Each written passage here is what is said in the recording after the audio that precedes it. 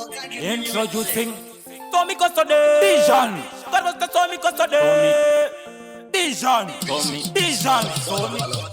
Patan tapina chine mission. Already know taka vegoji fashion. Tasiana neza kale nekuti tapina mumambure Tommy Custody mse. Saka ziri zoma goma is nakastanga kari. Kupa jombe kutono buda kakumbari. Kuma tadiwa nama baby nama huri. Hanzi kabzi muno shaura ziri zoma goma is nakastanga kari. Kupa jombe kutono buda kakumbari. Kuma tadiwa nama baby nama huri. Hanzi kabzi muno shaura samari. Sakali garapa steering. Takuda guaradi tato put some ring. Baute gorerino tiso chine patani chine fashion tapinda sakandi gati patan tapinda chine fashion dijikazira mission gata kujenda magan posta disutaka rosta tiripa chudira sombi koso dense sakaziri soma goma is nakastanga kari kupa jombe kutono buda kakumbari kuma tadiwa nama baby nama hure hanzi kabzi muno shaura ziri soma goma is nakastanga kari kupa jombe kutono buda kakumbari kuma tadiwa nama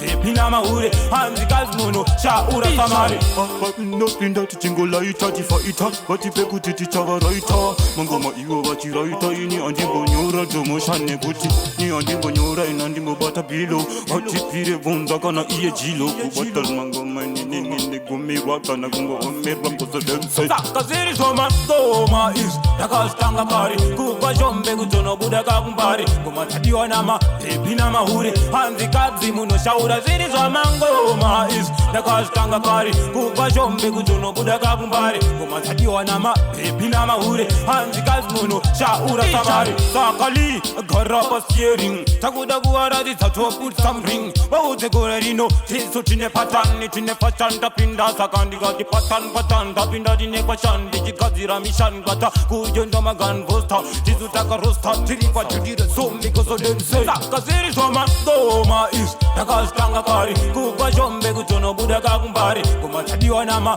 baby nama hure hanzi kabzi muno shaura ziri soma goma is nakastanga kari kupa jombe kutono buda kakumbari kuma tadiwa nama baby nama hure hanzi kabzi muno shaura ziri soma goma is nakastanga kari kupa jombe kutono buda kakumbari kuma tadiwa nama baby nama hure hanzi kabzi muno shaura ziri soma goma is nakastanga kari kupa jombe kutono buda kakumbari kuma tadiwa nama baby nama hure hanzi kabzi muno shaura samari